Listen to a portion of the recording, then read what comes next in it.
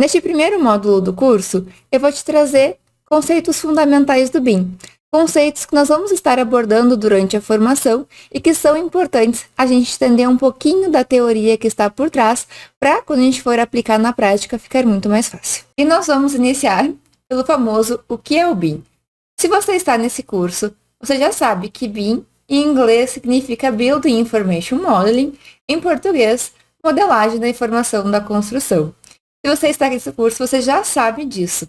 Você também provavelmente já deve saber desse conceito, que BIM é um conjunto interativo de políticas, processos e tecnologias que gera uma metodologia para gerenciar informações essenciais do projeto e do empreendimento por meio de um formato digital.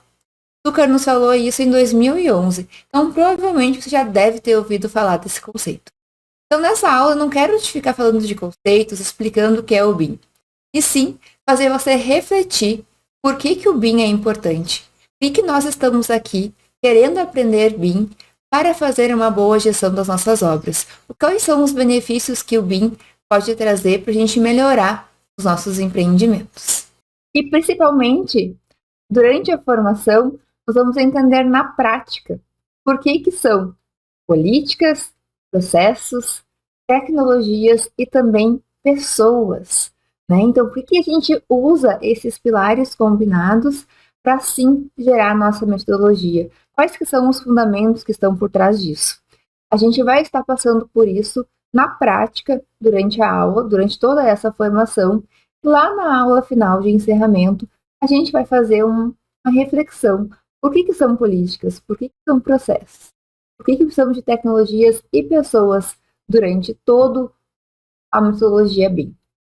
Nosso modelo BIM, então, ele vai representar uma nova abordagem à gestão da informação da construção, uma nova forma de fazer. E para a gente pensar numa nova forma, a gente sempre tem que comparar da forma como a gente faz. Então, como é que a gente faz hoje toda a gestão da informação dos nossos projetos, né? Pensando na época do CAD, pensando da forma tradicional como a gente vem desenvolvendo projetos. São linhas, são pranchas, são projetos desvinculados um do outro, compatibilização entre projetos falando de linhas. Como é que a gente faz os nossos orçamentos? A gente faz o levantamento das informações manualmente, pegamos aqueles projetos que foram feitos em CAD, passamos polylines, né? E aí tiramos quantitativos, fazemos uma planilha, vinculamos ao orçamento e assim por diante. Então, quando a gente fala uma nova abordagem de fazer a gestão da informação, é porque a gente está mudando a forma de como a gente trata a informação para fazer a gestão das nossas obras, para a gente construir melhor. Então, o BIM, ele veio principalmente para quê? Para digitalizar os processos da construção. Estamos na era digital.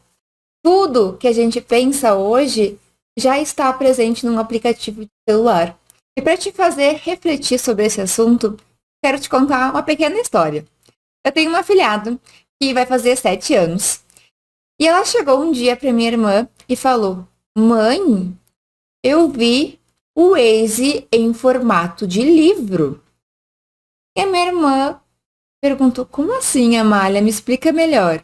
E ela: "Mãe, era um livro que tinha as ruas desenhadas com, né, desenhadas com o nome das ruas, e aí tinha um menu em que você lia o nome da rua, e aí você ia lá na página do livro e encontrava, né, o endereço."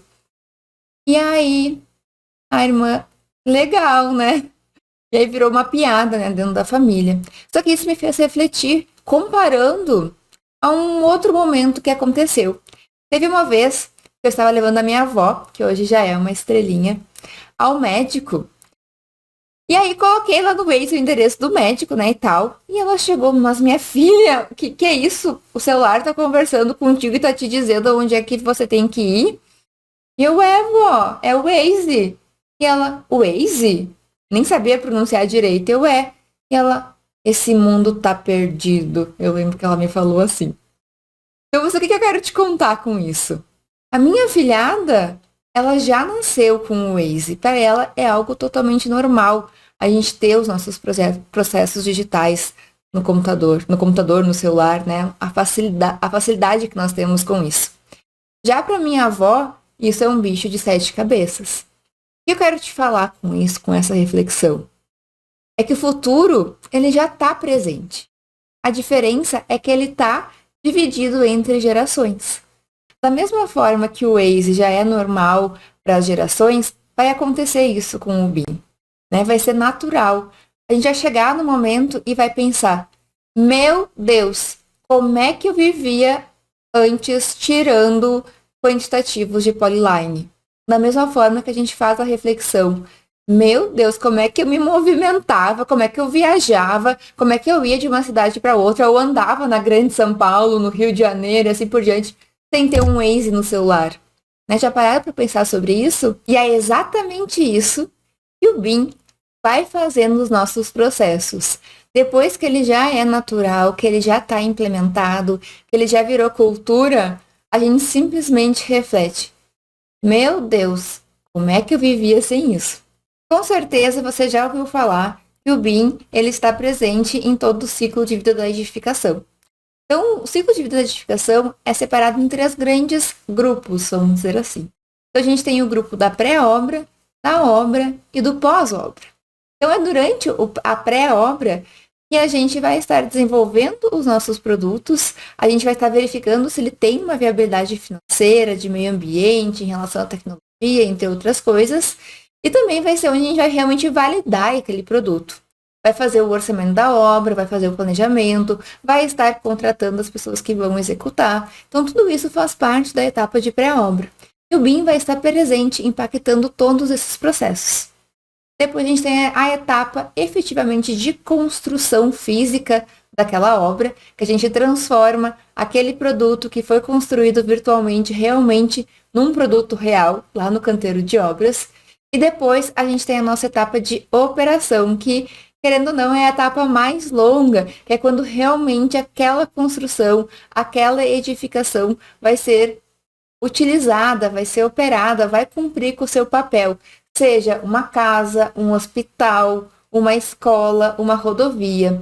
Então, o BIM vai estar presente em todo esse processo, desde o início da concepção do produto, passando pela obra e chegando na operação.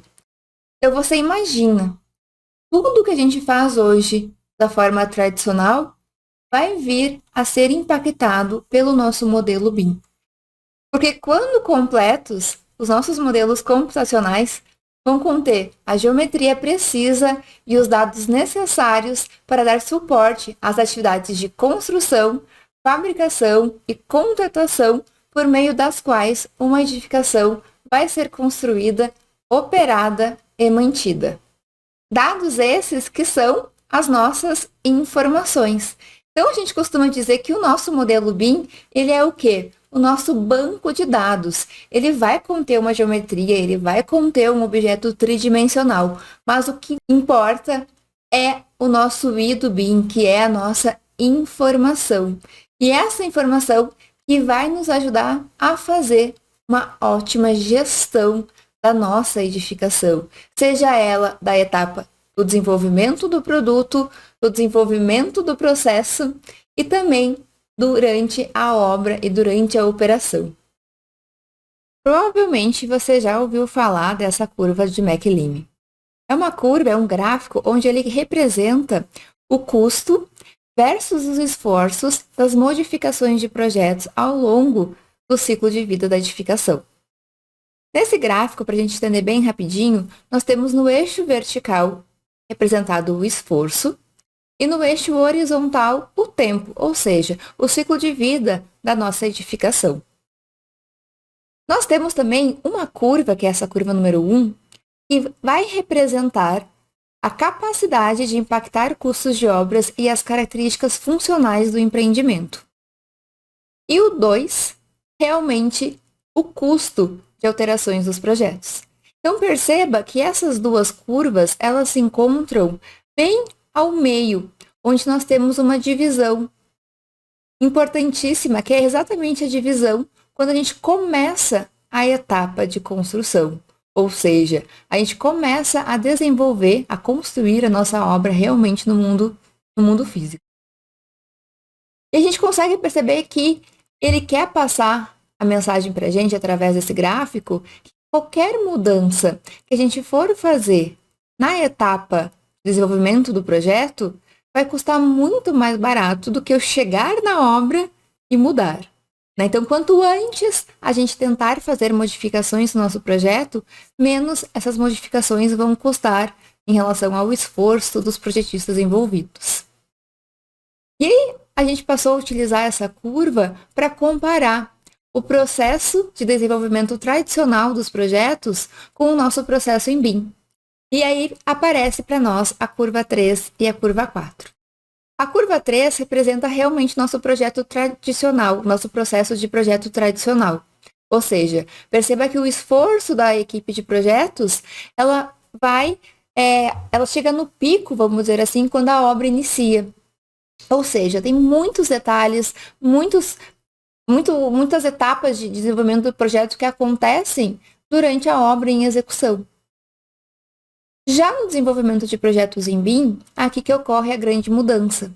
Para a gente conseguir colher os benefícios do BIM, a gente construir melhor, com menos prazo, menos custo e menos qualidade, nós precisamos iniciar a nossa construção com a fase de desenvolvimento de projetos concluída.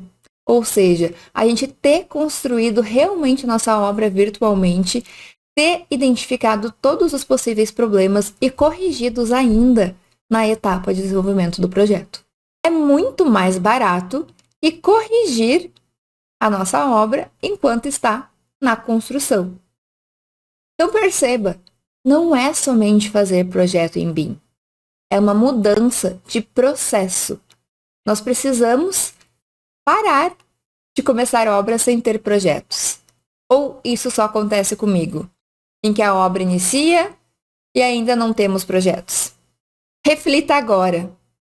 Quantas obras você iniciou com os projetos 100% resolvidos? Com a obra compatibilizada, o orçamento executivo completo, preciso? Reflita. Acredito que talvez a resposta seja 0, né? Pois é. Se a gente quer colher os benefícios do BIM, a primeira coisa que nós precisamos fazer é mudar essa cultura de começar a obra sem ter projeto. Para a gente colher os benefícios, a gente realmente precisa construir a nossa obra virtualmente antes, resolvendo todos os possíveis problemas. E problemas esses não só de produto, mas também de processo construtivo. E é exatamente isso que a nossa formação vai focar.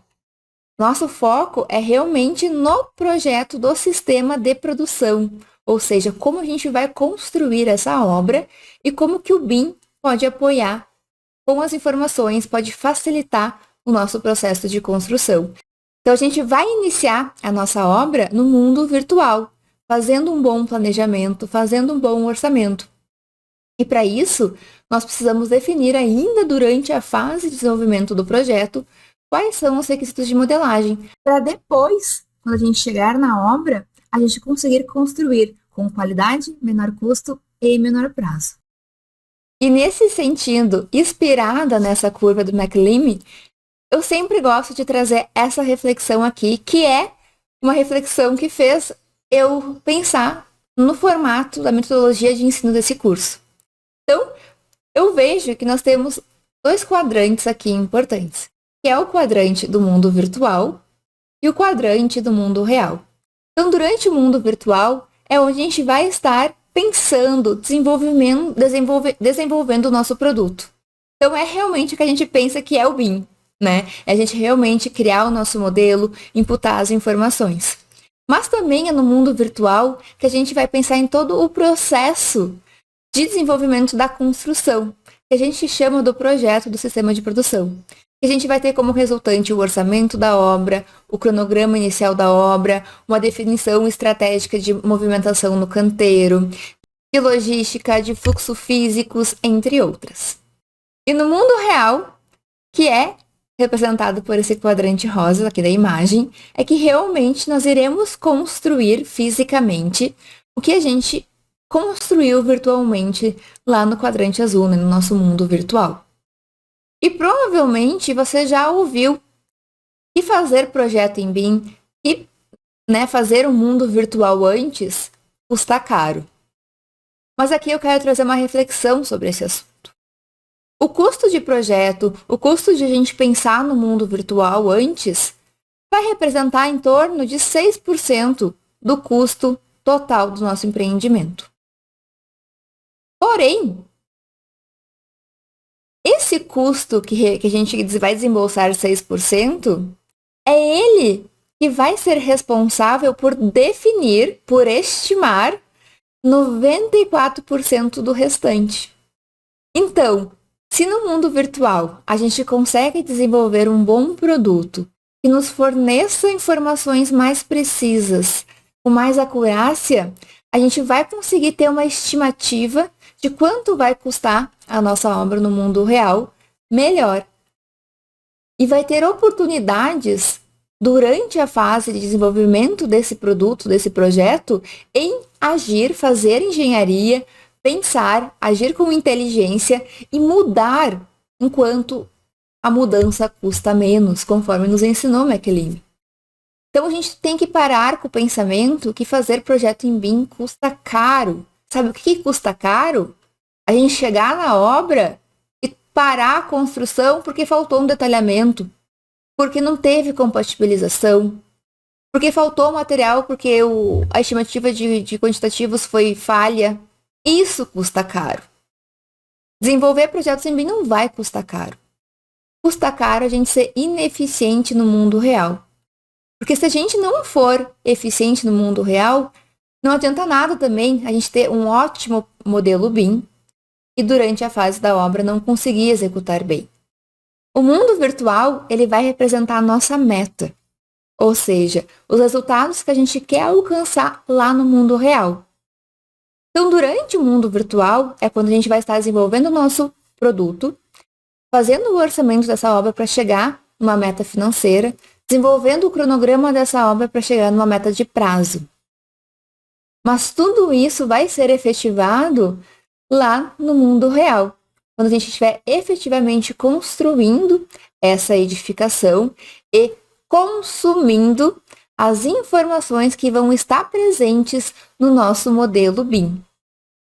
Então, nada adianta também a gente ter um ótimo modelo, preciso, organizado, estruturado, se lá no canteiro de obras a gente não tiver um processo de gestão definido.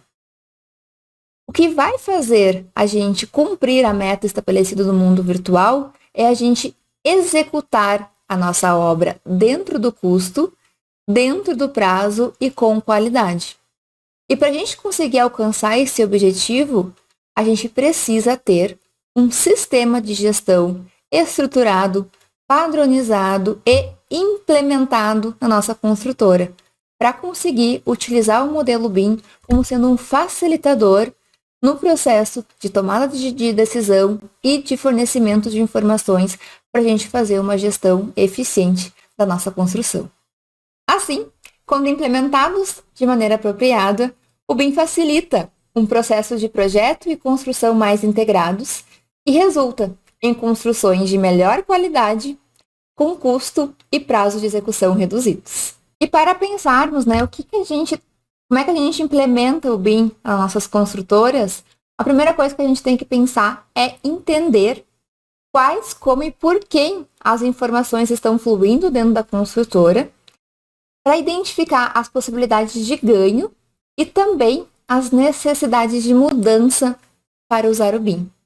Então, a gente tem que fazer a etapa de diagnóstico, entender como é que a nossa empresa está, entender se o BIM já pode chegar ou se eu tenho que mudar algum processo antes. É essencial a gente fazer essa reflexão também antes de ir implementar o BIM. Por quê? Digitalizar processos sem antes redesenhá-los pode gerar mais perdas que ganhos. Lembram? É uma mudança de mentalidade também. E quanto mais a gente conseguir aplicar a sinergia entre o projeto do nosso produto com o projeto do sistema de construção, mais a gente vai conseguir antecipar problemas e encontrar soluções envolvendo a maior quantidade de envolvidos da cadeia produtiva. Então, a gente vai estar aí unindo players da nossa construção desde o início da etapa de desenvolvimento do nosso produto, que é o nosso mundo virtual. E a gente tem exemplos de outras indústrias, indústria aeronáutica, indústria automobilística. Depois que essas indústrias passaram a utilizar o mesmo projeto, ou seja, aquele modelo tridimensional na etapa de fabricação, foi quando essas indústrias passaram a ter melhores resultados de precisão, de custo, de prazo e de qualidade dos seus produtos. Essa aula foi mais para a gente ter aí uma reflexão inicial do que é o BIM, trazer alguns insights, algumas reflexões para vocês. E agora a gente vai ter uma próxima aula para a gente realmente ver na prática o que é o famoso I do BIM, ou seja, a nossa informação.